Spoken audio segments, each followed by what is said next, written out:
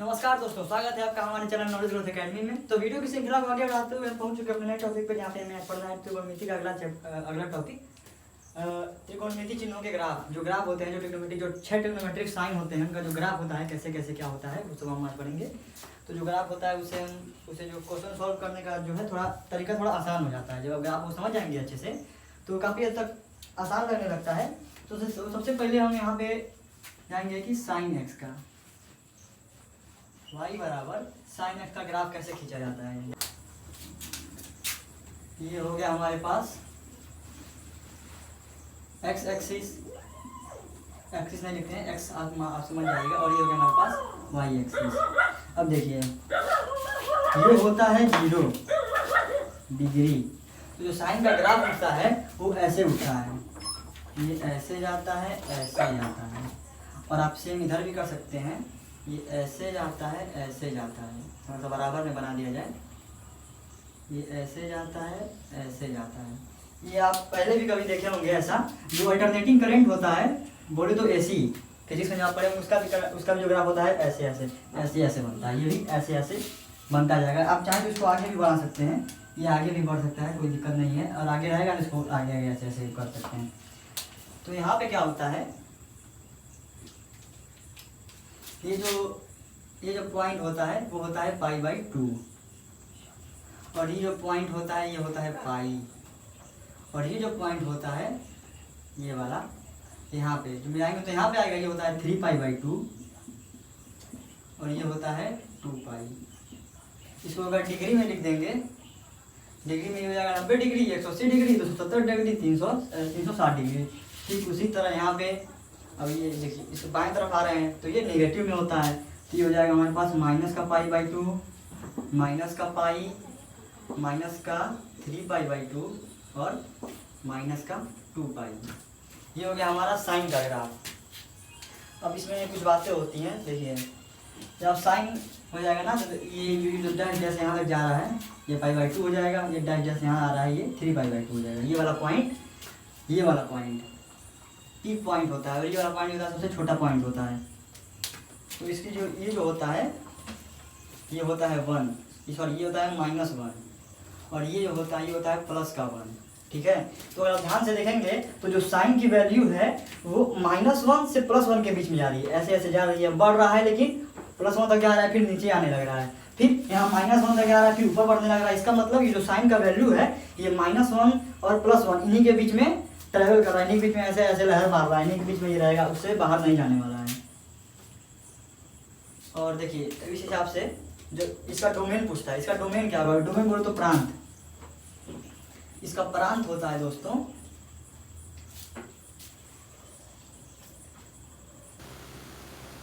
-π/2 से +π/2 तक। और जो परिसर होता है, प्रांत और परिसर क्या होता है आप पहले पढ़ चुके हैं कि ये फंक्शन में हम जो वैल्यू डालते हैं वो होता है प्रांत, और जो वैल्यू प्राप्त करते हैं वो होता है परिसर। तो हम इसमें वैल्यू डालेंगे -π/2 से +π/2 तक, ठीक है, और हमको परिसर मिलेगा क्या, -1 से +1, यानी कि इसके जो हमको जो वैल्यू प्राप्त होगा वो क्या होगा, -1 से +1 के बीच में ही वैल्यू प्राप्त होगा, उसके बाहर मतलब इसके ऊपर नहीं और इसके नीचे नहीं, हमें कोई वैल्यू प्राप्त नहीं होगा, जो भी होगा इस दोनों के बीच में होगा। ठीक है, और इसका जो वो होता है क्या नाम है, पीरियड, आवर्तकाल बोलते हैं हिंदी में, आवर्तकाल पूछ देगा। साइन का पीरियड होता है, ये एनडीए का क्वेश्चन है, सीधा सीधा पूछ दिया है, 2016 में आया था कि सीधा सीधा पूछ दिया था कि साइन एक्स का पीरियड बताइए, y बराबर साइन एक्स, इसका पीरियड क्या होगा। तो इसका पीरियड का मतलब होता है दोस्तों कि फलन का वह मान जहाँ पे उसका मान दोहराने लगता है, यानी कि रिपीट होने लगता है। अगर आप ध्यान से देखेंगे इसका एक साइकिल पूरा हो रहा है यहाँ पे, फिर इसी तरह का सेम ऐसा बनने लग रहा है, फिर यहाँ पे आ जा रहा है, उसके बाद फिर यहाँ से सेम इसी की तरह ऐसे बनने लगा, सॉरी यहाँ पे देखिए, यहाँ पे आप देखेंगे तो यहाँ पे इसके तरह हो जाएगा, फिर यहाँ से सेम वैल्यू ऐसे मिलने लगेगी आपको। इसको मिटा देते हैं, फिर यहाँ इसका मतलब ये हो गया कि जो हमारा जो 0 से जो 2π है इसके बाद वैल्यू हमारा जो है फिर से दोहराने लग रहा है, 2π से हमारा वैल्यू क्या हो रहा है, दोहराने लग रहा है। आवर्तकाल वही होता है कि एक्स का वह मान जहाँ से फलन का मान दोहराने लगे उसको बोलते हैं आवर्तकाल। ये हो जाएगा इसका 2π, आवर्तकाल हो जाता है इसका 2 पाई। यहाँ पे देख लीजिए 2 पाई गया, एक साइकिल पूरा हुआ, फिर एक साइकिल बनने लगा, यहाँ से फिर एक साइकिल बनने लगा। तो जहाँ से फलन का मान दोहराने लगे उसे हम कहते हैं पीरियड, यानी कि आवर्तकाल। अब कॉस का ग्राफ देख लेते हैं। हो गया साइन का ग्राफ में, बस इससे ज़्यादा बाहर कुछ नहीं पूछेगा, बस आपको ये पॉइंट पता रहने चाहिए, तब आप बता सकते हैं। अगर आपको साइन की वैल्यू नहीं पता है तो आप क्या करेंगे, अगर आप तो अब इस तरह आप ग्राफ बना सकते हैं और पूछ देगा कि 3/2 की वैल्यू सपोज आपको नहीं याद है, तो आप यहाँ से देख सकते हैं कि -1 हो जाएगा यहाँ पे, ठीक है। 2 पाई की वैल्यू 0, पाई की वैल्यू भी 0 और π/2 की वैल्यू 1। तो ग्राफ से काफ़ी हेल्प मिलता है क्वेश्चन को सॉल्व करने में। cos x का वो देख लेते हैं, ग्राफ देख लेते हैं। y बराबर cos x, थोड़ा मोड़ा सिमिलैरिटी होता है। ये है x एक्सिस, ये है y एक्सिस। इसका जो ग्राफ उठता है वो यहाँ से उठता है, ये ऐसा जाता है और ऐसा जाता है। तो आप पीछे बढ़ाना चाहें पीछे भी बढ़ा सकते हैं, तो आप पीछे बढ़ा लीजिए, ये ऐसे मान लीजिए, ऐसे हो जाएगा ये। तो आप बराबर में बना देते हैं ताकि ज़्यादा दिक्कत नहीं हो। तो हम पढ़ेंगे cos x का ग्राफ, y बराबर cos x। इसका cos x का ग्राफ कुछ इस प्रकार बनता है। अगर आप देखेंगे कि ये हो गया +1, हो गया -1, यानी कि cos x की वैल्यू जो होती है वो भी कहीं ना कहीं +1 से -1 के बीच में झूलता रहता है, कि कोई भी वैल्यू मिले +1 से ज़्यादा नहीं, -1 से कम नहीं। अब देखिए ये हो जाएगा π/2, π/2 पे इसकी वैल्यू हो जाएगी 0, पाई पे हो जाएगी -1, फिर π/2 पे हो जाएगी 0 और 2 पाई पे हो जाएगी 1 और 0 पे भी 1 होता है। तो यहाँ से इसका पूछता है, थोड़ा सा यहाँ पे गलत हो गया, एक बार मिला लीजिएगा।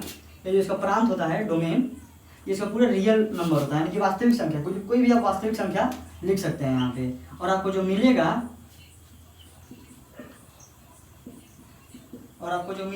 वो मिलेगा -1 से +1, यानी कि प्रांत बोले तो हम जो वैल्यू देते हैं, यानी कि आप कोई भी वास्तविक संख्या में से -∞ से +∞ तक कोई भी दे दीजिए वास्तविक संख्या, और जो इसका परिसर मिलेगा यानी कि हमको जो प्राप्त होगा वो +1 से -1 से +1 के बीच में मिलेगा। यहाँ पे भी देखिए इसका जो प्रांत होता है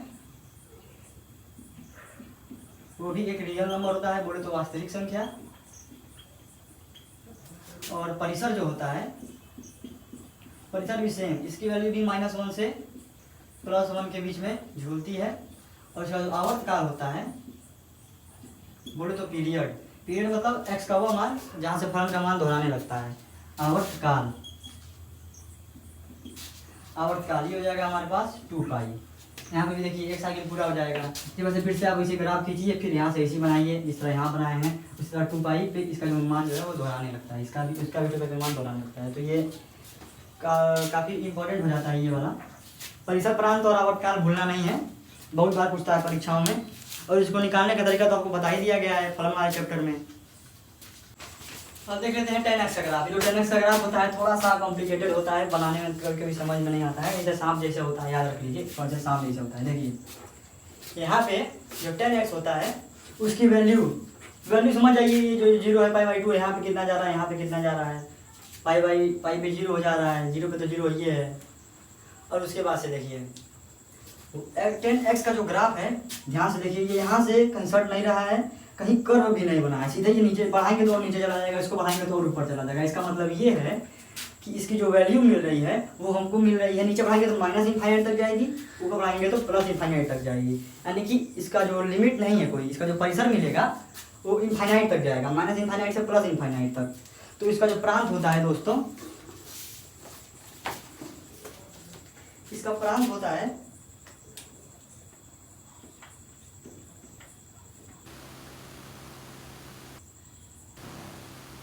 वो होता है r माइनस 2n+1 π/2।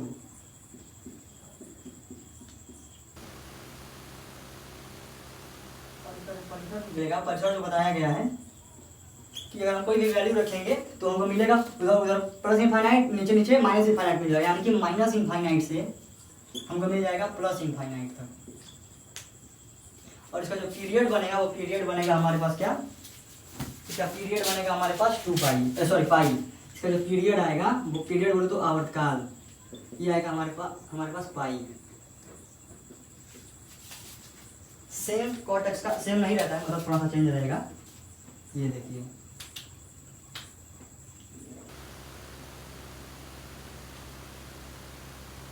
तो ऐसे बनाए थे, ऐसे कॉर्ड में क्या होगा, ऐसे बनेगा।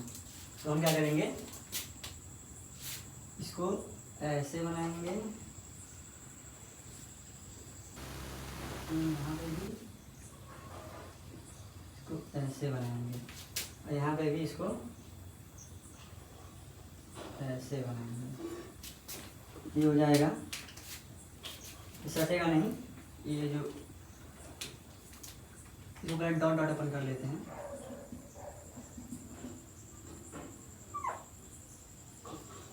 ये कुछ इस प्रकार से जाता है। यहाँ पे भी ये 2 पाई हो जाएगा, ये पाई बाई 2 हो जाएगा, और ये हो जाएगा पाई।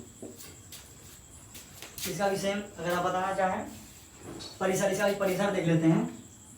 इसका परिसर हो जाएगा दोस्तों माइनस इनफाइनाइट से प्लस इनफाइनाइट, सेम उसी की तरह।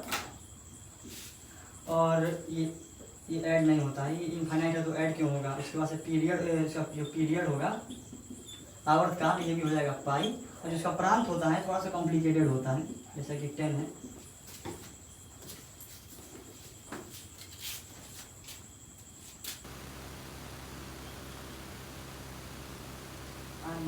पाई, जो r माइनस एन पाई या फिर r minus 2n plus 1 pi by 2 लिखा जा रहा है। इसका मतलब कि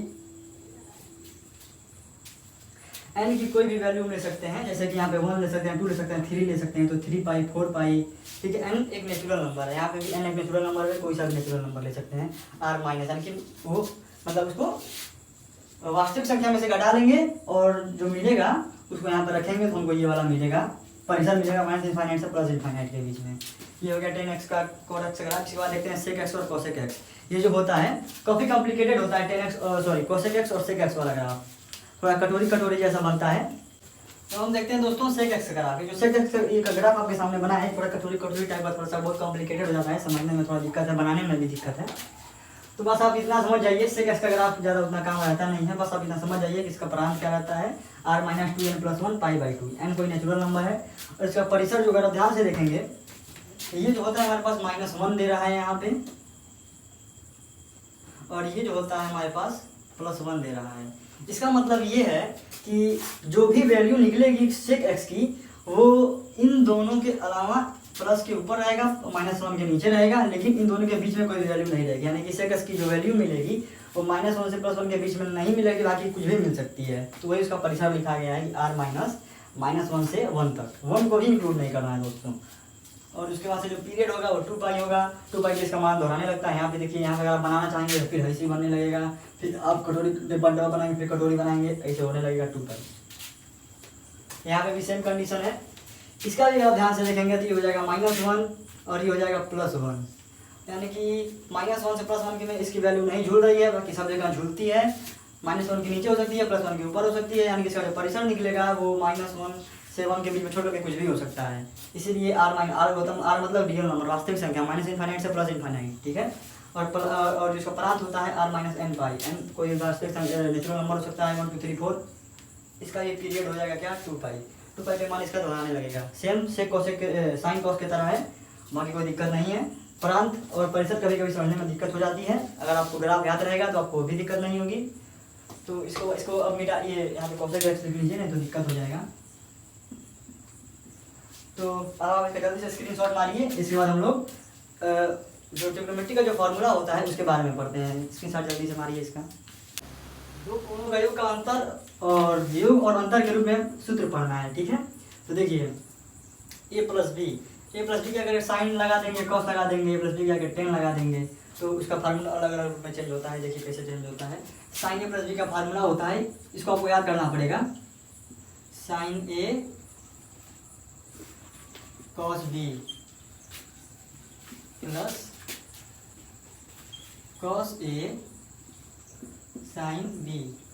एक बार ए के साथ साइन लेंगे, एक बार ए के साथ कॉस लेंगे, एक बार बी के साथ कॉस लेंगे, एक बार बी के साथ साइन लेंगे। इसका जो यूज होता है, यूज क्या होता है, हम लोग तो कोण याद किए हैं 30 45 60 90 वाला। पूछ देगा 75 डिग्री का मान बताओ तो कैसे निकालेंगे, तो 75 को पहले तोड़ेंगे 45 + 30 में, तब ये हो जाएगा हमारे पास ए, ये हो जाएगा बी। अब रखेंगे जब साइन ए कॉस बी, फिर कॉस ए साइन बी, फिर जो आएगा उसको हमारा साइन 75 डिग्री का मान होगा। ये इसका यूज होता है। इसी तरह कॉस के लिए क्या होता है, cos A cos B minus sign A sine B. Ten का क्या होता है, टेन ए प्लस टेन बी अपान 1 माइनस टेन ए टेन बी। ठीक उसी तरह दोस्तों अगर पूछ देगा 10 75 डिग्री का मान बताइए तो कैसे बताएंगे, 45 प्लस 30 में तोड़ेंगे, टेन ए प्लस टेन बी अपान 1 माइनस टेन ए टेन बी करेंगे। अगर दोस्तों यहाँ पे माइनस लगा देगा तो आप भी यहाँ पे माइनस लगा देंगे, अगर यहाँ पे माइनस लगा देगा तो यहाँ पे प्लस का माइनस जा रहा है तो माइनस का प्लस जाने लगेगा, कोई दिक्कत नहीं। प्लस लगाएंगे तो यहाँ पे प्लस रहेगा, माइनस लगा देंगे तो यहाँ पे माइनस हो जाएगा, थोड़ा सा ऊपर लिखते हैं दिक्कत हो जा रहा है, प्लस माइनस लगाएंगे यहाँ पे भी माइनस हो जाएगा और यहाँ माइनस रहेगा तो यहाँ पे प्लस रहेगा। ठीक है, और कॉट का होता है, कॉट का भी लिख लीजिए, कॉट ए प्लस बी ये होता है दोस्तों